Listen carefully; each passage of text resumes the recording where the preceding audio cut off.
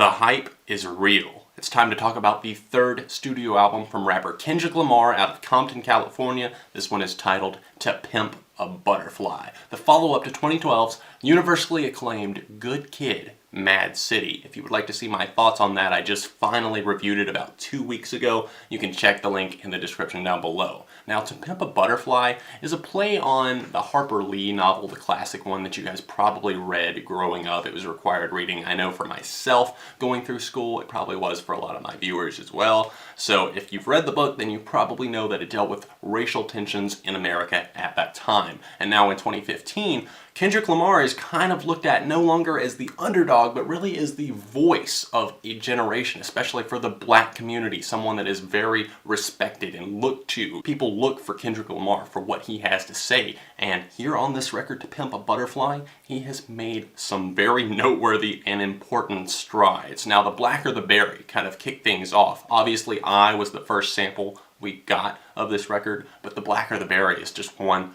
that gave a nice taste for what we were actually going to get into on this one. It's an angry track. It's the angriest this record gets, honestly. Kendrick rides a very quick flow. His delivery is just almost a bit manic and a little bit insane, and I like how out of control he seemingly gets here. He's pissed off and he's kind of ranting to us about how he feels that not only are there so many hypocrites out there that are white and people that are putting him down, the police brutality that is dealt with, the racial stereotypes that we're presented with, he's also angry that he's a hypocrite and he sees people in the black community as being hypocrites as well. It's all over the place. It doesn't matter what the color is. Now, a lot of people going into this record are probably thinking Kendrick Lamar hates white people. If you listen to the album one time and you're just at surface level, not really dissecting or diving into the lyrics at all, maybe that's the vibe that you could get, but that's not the case at all. The Blacker the Berry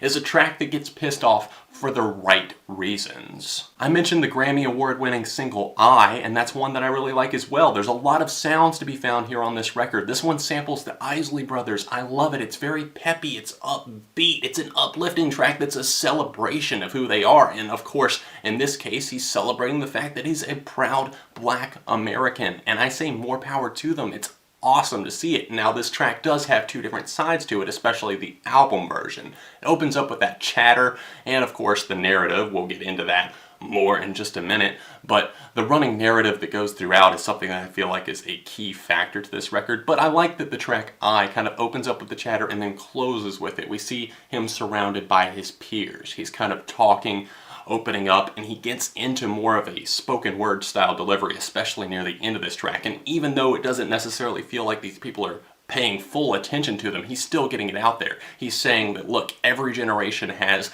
these leaders that they look to, whether they be political or in the world of music or in the world of Hollywood, really. And he sees all of these black figures that are looked up to, like Martin Luther King Jr., Malcolm X, Oprah Winfrey even, and he's saying that maybe he's realizing actually that he is one of those for this current generation that we're in, and I absolutely 100% agree with him there. And he has some very, very important observations to really get across to us. Now, not only is this album really talking about race and kind of the division that he still sees and the angst and anger that he feels because of that, but he also deals with kind of survivor guilt. Obviously, his friend Dave, that was mentioned a lot on Good Kid, Mad City, is brought up once again here on this album, and not necessarily explicitly named other than one time that I'm aware of. Still, I think that that's something that's weighing heavy on his head, kind of bringing him down, and I see the track You as kind of the antithesis to the track I. Whereas that track was a celebration, You is one that sees him kind of brought down by all of these things in his life. Survivor guilt, maybe not dealing things right in a relationship, or maybe just not even being able to recognize who he is anymore, living and dealing with his own conscience. And I think that that's mentioned not only on that track, You, but really on the track These Walls. That's another one that kind of sees him letting it all out there, not necessarily saying, if these walls could talk, I do like the way that that flows, and it's got a very catchy melody about it. I like the brass section on that track, These Walls, but I feel like These Walls is kind of referring to the fact that not only am I bragging about like maybe all the women he scored with during those years, like if these walls could talk, they would tell all of those things. They would also probably tell about the bouts of depression that he went through and the hard times he went through maybe with his family, or just thinking about everything that's not right in society and how there's nothing he can really do about it other than try his hardest to get his message out there. I feel like things like that are things that weigh heavy on the mind of Kendrick Lamar, and he gets it out in undeniably catchy fashion a lot of the time, not in a stereotypical or standard way, because the instrumentation here on this record is anything but that. It does not cater to any modern pop trends whatsoever, and I think that is absolutely fantastic. He kind of goes in a different direction. He plays around with all of this jazzy instrumentation, something that reminds me of big band, swing, of course jazz like I mentioned, and even obviously traces of hip hop. Now it's not your typical beats that you're going to hear. They're not grimy, they're not in your face, they're not trap influenced. They're more leaning towards the world of the 60s, something you might have heard on the radio even in the 50s. It honestly reminds me a lot of when I worked in this old man's basement. I did a lot of work for this guy. He worked out of his own home, and he would leave his old records playing throughout the day. And stylistically, I feel like tracks like Even I, or even some of the other cuts here on this record, like the opening Wesley's Theory. Now, obviously, I will not name that song, but you can see the title here for yourself. I feel like that is another one that just celebrates that style of music, and he wants to bring that in and not just go with the current trends. And that's something that you're not going to see from most rappers. They're not going to go in a direction that kind of takes them away from mainstream success, because you're not going to see a Drake feature here on this record. The most mainstream that we get is actually Snoop Dogg, I would say. And you're also not going to get Swimming Pools Part 2. It's an album's album. It's not one that's built around singles, and I think that that's why it works so well. Now, I'm not saying that Good Kid, Mad City was just desperately trying to go in a pop direction, trying to get airplay and that sort of thing, because that was not the case at all. In fact, honestly, I'm still connecting with Good Kid, Mad City a little bit more. Overall, I would say there's more tracks that I feel engaged with. There's moments here on this new record, To Pimp a Butterfly, that I feel like get dragged out a little bit too long. There's an instrumental there that I'm not too fond of. I don't really care for a couple of the hooks here on this record. I felt like the one on Institutionalized just kind of got a little bit annoying the more I heard it. Honestly, with repeated listens, that kind of went down the drain. And I also did not care for the Snoop Dogg feature, and of course the female vocals kind of grated on me with time. Now obviously I mentioned racial tensions definitely being a big thing here on this record, but there's also politics within like the street life and other things that Kendrick has noted. Obviously hood politics and how much a dollar cost are two that kind of caught my attention in that regard. I think hood politics is one that just really stepped in, had one of the most, I guess, grabbing instrumentals that I had noted on the record. I felt like How Much a Dollar Cost, though, is one that stirred up something in me, kind of brought up forth a little bit of emotion and a little bit of a reaction just because I liked how the story was told. Now, this one is one that shows off kind of the corruption that drugs brought to this homeless man that Kendrick's encountered.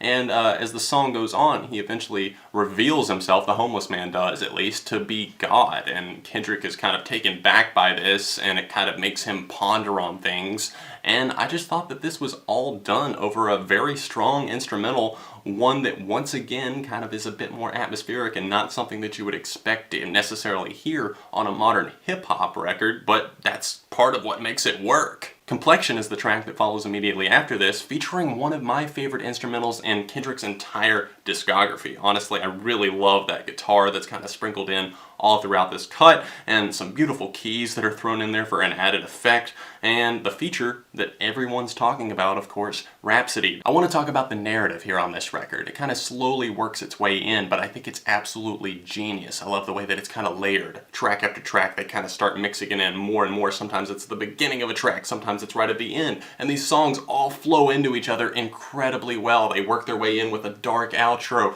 or maybe a very bright intro, and then it fades its way back to that dark place that I feel like, honestly, that's Kendrick drifting back to this dark place in his mind and doing this to kind of keep himself from losing his mind and his sanity. It starts off, I remember you was conflicted.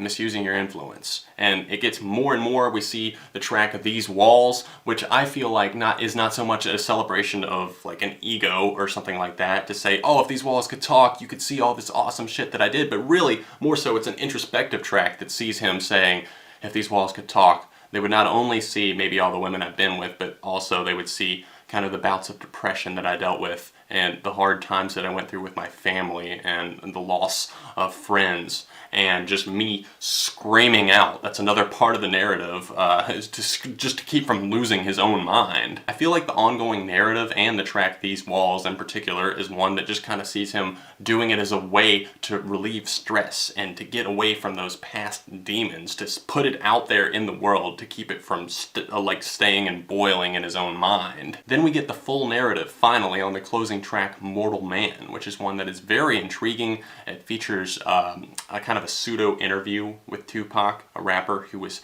very influential, almost game-changing, I would say. Most people would agree that he was very much game-changing, and I thought that that was really interesting to make it look like Kendrick Lamar was the one interviewing him. Kind of a new legend and one that kind of defined the genre, almost seemingly together. And if only it was actually real, but it was cut from a 1990s interview. But what I was getting at there, the key phrase that I feel stood out to me from Mortal Man is, when shit hit the fan, is you still a fan? Basically referring to, hey, everybody can love someone, everybody can say they love this musician, like, I don't know, Paul McCartney, for example. But what if he went and did something really bad? What if we found out that he had raped someone? Would we still be a fan? Would you be so quick to defend him even if we don't know for sure what happened? Would we automatically turn on him like we did to Michael Jackson, as he refers to here on this track? He's saying, you know, all of a sudden everybody brings up these accusations of child molestation and all of a sudden the entire nation turns their back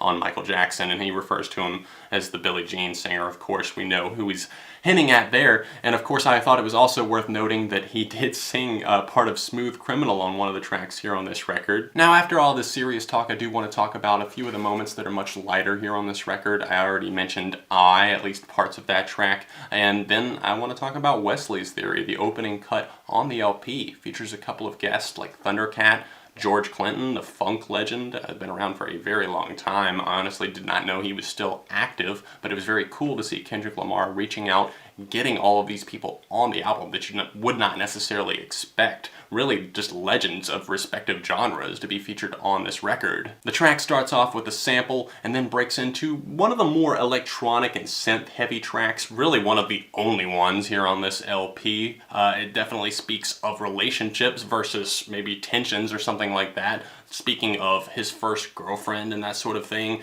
and it does develop into something more, but I thought it was a really awesome and captivating opening track that saw Kendrick take on a different flow from what we got on the rest of the record. So if you've listened to the album a lot of times, it's nice to see these varying degrees of Kendrick. I mentioned that George Clinton was featured on one of the tracks, and I think that that style of music does trickle into a few of these songs. Funk, obviously. I think one that it was most prominently found on, a prime example of that, would be King Kunta. That one's easily a top favorite for me. I love the funky bass line on that one. I can just really sink my teeth into. One of my favorite and most spry instrumentals that pops out on this LP.